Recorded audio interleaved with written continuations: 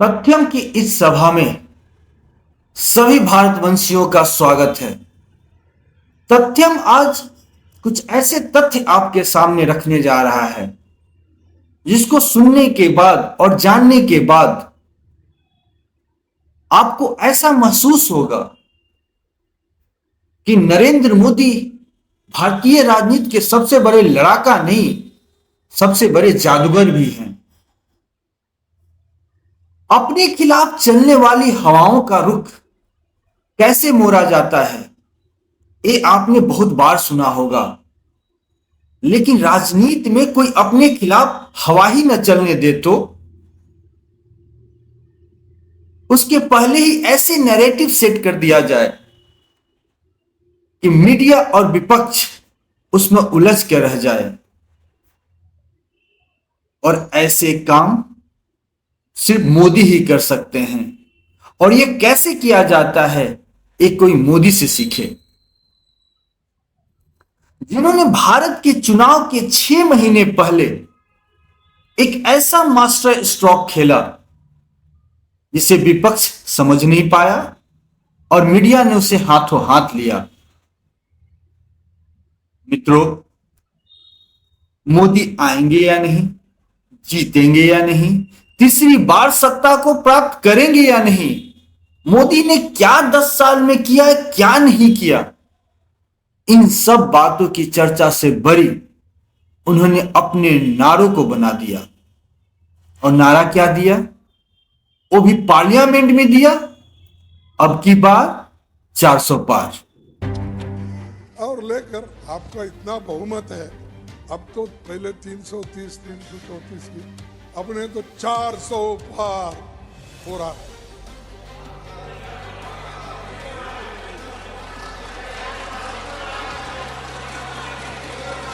अरे 400, अरे 400, अरे तुम चुन के आओ सर, मेरा दावा है ये लोग ठहर के चुन के आने दो सब। नहीं, ये लोग ठहर के चुन के आने। लेकिन एक बात खुशी की रही, उन्होंने जो 400 सीट एनडीए के लिए आशीर्वाद दिया है,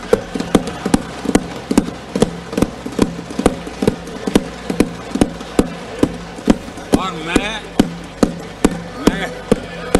अरविंद जी के इन आशीर्वाद को, आपके आशीर्वाद मेरे सर आंखों पर, अब आपको आशीर्वाद वापिस लेना तो ले सकते हैं, क्योंकि एक खबर तो आ गए हैं। अब आप सोचिए, चर्चा किस बात की हो रही है? क्या मोदी 400 प्लस जीत पाएंगे? आखिर मोदी करेंगे क्या 400 सीट जीतकर? मोदी का क्या प्लान है 400 सीट जीतने के बाद? 400 सीट जीतने की बातों पर ये तमाम प्रश्नों के साथ विपक्ष खेलने की कोशिश करता है, लेकिन ही बातों में यह जाहिर होता है कि यह विपक्ष मान बैठा है कि मोदी जीत रहे हैं और चारों तरफ सिर्फ 400 सीटों की चर्चा हो रही है। मोदी जैसे एक जादूगर की तरह पूरी विपक्ष की सोच को अपने नारों से सम्मोहित कर दिया है और विपक्ष बस वही बोल रहा है जो मोदी उनसे बुलवाना चाहते हैं। आप सोचिए जरा, एक प्रमुख दल और भारतीय राजनीति का धुरी कही जाने वाली कांग्रेस, उसके अध्यक्ष भी जब उस नारे को दोहराने लगे, विपक्षी दल भी उसे मुख्य मुद्दा बनाकर प्रेस कॉन्फ्रेंस करने लगे कि आखिर मोदी को 400 सीट चाहिए क्यों, अब की बार 400 पार। तो आप इस बात को समझिए कि मोदी का खेल वहीं से शुरू होता है, क्योंकि आप उनकी पिच पर, विपक्ष उनकी पिच पर खेलना शुरू कर देता है। और इस बात से अनजान कि मोदी यही चाहते हैं। दरअसल प्रधानमंत्री मोदी की एक खासियत है, जो भी विपक्ष नैरेटिव बनाता है उसे मोदी अच्छे से समझकर उसके सही समय आने का इंतजार करते हैं और सही समय पर वार करते हैं। साथियों, ये मुझे सवाल पूछते हैं 400 पार क्यों? मैं जवाब देता हूं, आप जो राज्यों में हथकंडे अपना रहे हो,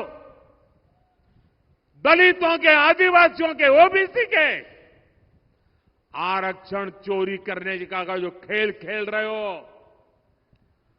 उसे लूटने का खेल खेल रहे हो, आपके ये खेल बंद करने के लिए, हमेशा बंद करने के लिए, आपके मंसूबों को हमेशा हमेशा ताला लगाने के लिए मोदी को 400 पार चाहिए।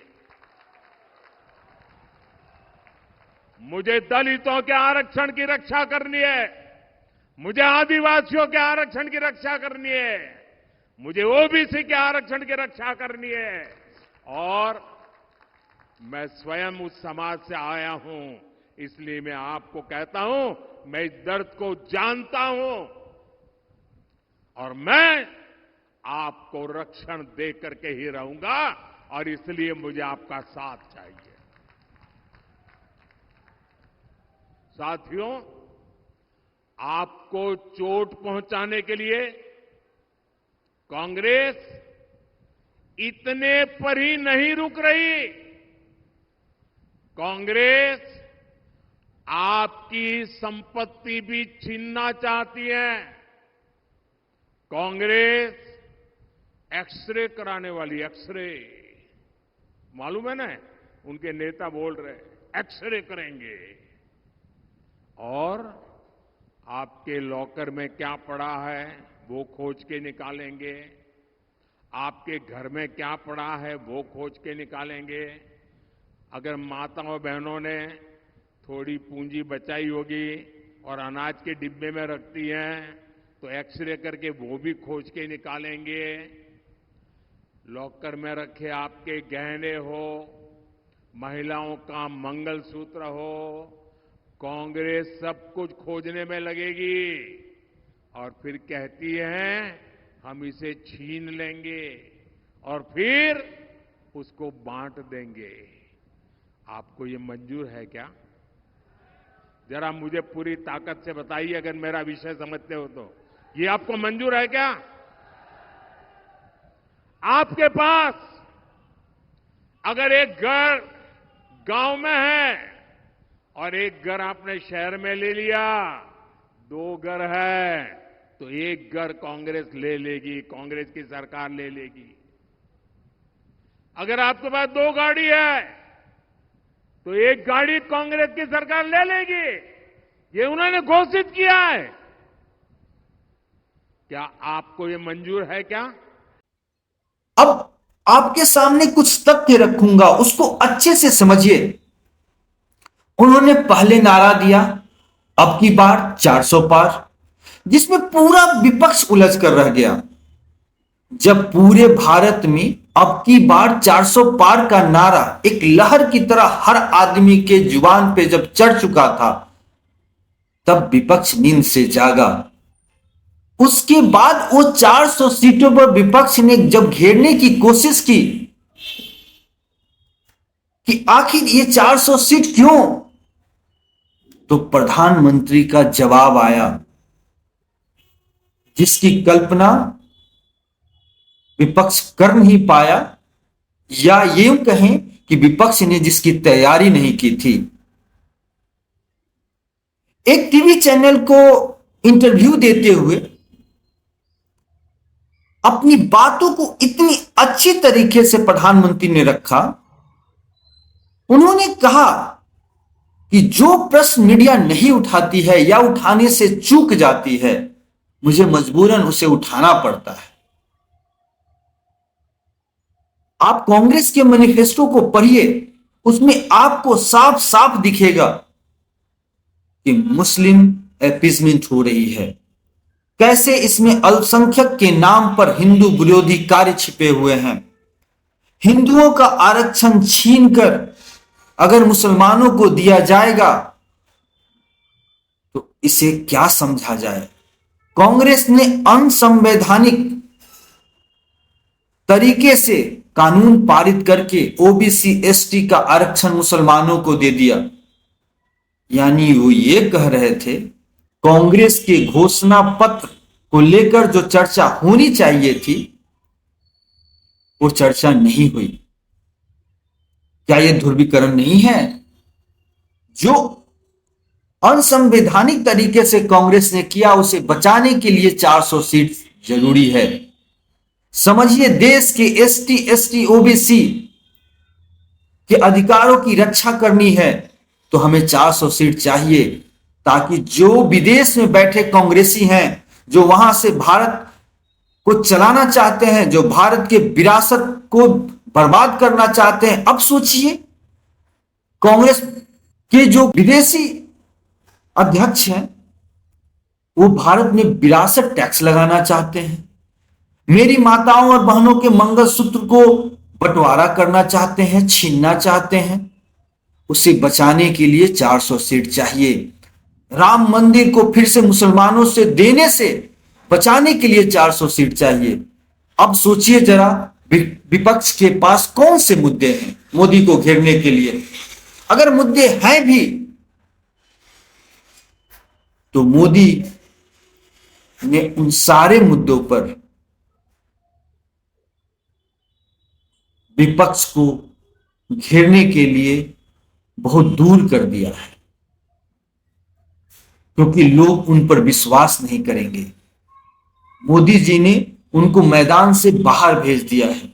अब एक बात सोचिए मित्रों, अभी प्रियंका गांधी और राहुल गांधी ने ये इंटरव्यू दिया है। पत्रकारों से बातचीत करते हुए उन्होंने कहा, प्रियंका जी को यह लग रहा है कि ईवीएम में गड़बड़ नहीं हुई तो बीजेपी 180 सीट जीतेगी। वहीं राहुल गांधी जी कह रहे हैं कि 150 सीट बीजेपी जीत पाएगी। अब सोचिए जरा, इनके हालात को जरा ध्यान दीजिए।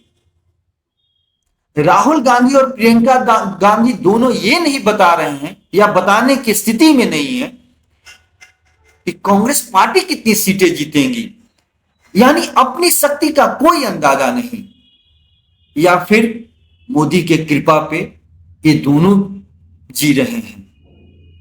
इसके बीच राहुल गांधी एक और मुद्दा उठाते हैं या नरेंद्र मोदी पर अटैक करते हैं। वो कहते हैं नरेंद्र मोदी सभी को मुद्दों से भटकाते हैं, कभी जमीन के अंदर जाते हैं, कभी समुद्र के अंदर जाते हैं, कभी आकाश में, कभी मंदिर में। तो उन्हें ये ध्यान नहीं रहता कि इन सब सवालों से आप मोदी को नहीं घेर सकते। शायद उन्हें समझ में नहीं आ रहा है कि मोदी जो कर रहे हैं वो सब कुछ जानबूझकर कर रहे हैं। उन्हें पता है कि क्या करना है और कैसे करना है। अब सवाल यह है कि राहुल और प्रियंका अपनी ताकत बढ़ाने के बजाय नरेंद्र मोदी की ताकत बढ़ा रहे हैं, और वो भी 400 सीट उन्हें दिलाने के लिए। नरेंद्र मोदी के लक्ष्य को दिलाने के लिए आप ऐसे समझिए सभी विपक्षी नरेंद्र मोदी के बनाए पिच पे खेल रहे हैं। इस तथ्य को मित्रों आप समझिए, 2014 से 2024 आ चुकी है। हर चुनाव में मोदी ने सारे नैरेटिव सेट किए। आपको याद होगा 2014, अब की बार मोदी सरकार, बच्चा बच्चा की जुबान पे ये नारे चढ़ चुके थे। 2019 मैं भी चौकीदार हूं, 2024 अब की बार 400 पार। विपक्ष ये समझ नहीं पा रहा है या विपक्ष के पास अपने कोई ऐसे मुद्दे नहीं है जिससे वो नरेंद्र मोदी को घेर सके। आप सोचिए, मैं एक बहुत बड़ा तथ्य आपको बता रहा हूं। जब 2019 का इलेक्शन खत्म हुआ, सोचिएगा जरा, तो जैसे ही सरकार बनी, बीजेपी ने 2024 चुनाव की तैयारी शुरू कर दी। आपको जानकर आश्चर्य होगा कि बीजेपी ने 160 सीट, जिस पर वो जीतते जीतते रहे, उस पर काम करना शुरू कर दिया। क्या कारण रहे, क्यों हारे, हमारी वहां पे मजबूत पक्ष क्या है, और यहां तक उन्होंने कोशिश करनी शुरू की कि अगर विपक्ष का कोई नेता, उसे अपने पार्टी से कैसे जोड़ा जाए। उनकी पूरी चुनाव मिशनरी 2019 से उन 160 सीटों पे काम करना शुरू कर दिया। अब सोचिए, बीजेपी जीतेगी नहीं कैसे। और इंसान को जीवन ऐसे ही जीना चाहिए, अपनी शख्सियत को ऐसे बना लीजिए, उसे ऐसे जिए जिसे देखकर कहा जा सके, हंसी हमसे रूठ कर कहां जाइएगा, जहां जाइएगा हमें पाइएगा। आज के भारतीय राजनीति परिवेश में मोदी जी पर यह लाइन एकदम फिट बैठता है। आप जहां जाइएगा सिर्फ मोदी और मोदी को पाइएगा। इस बात को आप ऐसे समझिए कि जब किसी मुद्दे पर विपक्ष या मीडिया मोदी जी या बीजेपी को घेरने की कोशिश करता है, तब तक मोदी पीछ बदल देते हैं। जब तक उस मुद्दे पर उनको घेरने की कोशिश करते हैं आप, वो मैदान बदल देते हैं। और आज तक विपक्ष किसी मुद्दे पर उन्हें घेर नहीं पाया पिछले 10 सालों में। और जब भी उन्हें घेरने की कोशिश की, नरेंद्र मोदी ने या तो मैदान बदल दिया या पीस बदल डाली। नरेंद्र मोदी मजबूर कर देते हैं विपक्ष को, या तो वो मैदान छोड़ दे या उनके बनाए मैदान और पीस पर खेले। चाहे वो राष्ट्रवाद का मुद्दा हो, राम मंदिर का मुद्दा हो, धारा 370 हो, 3 तलाक हो, सीएए हो, एनआरसी हो, ये सभी मुद्दे मोदी के मैदान और पिच हैं। इस पे आप उनको कभी नहीं हरा पाएंगे। और विपक्ष इस बात को जितना जल्दी समझ ले, उतनी जल्दी वो मोदी पे फतह कर सकेंगे। नमस्कार।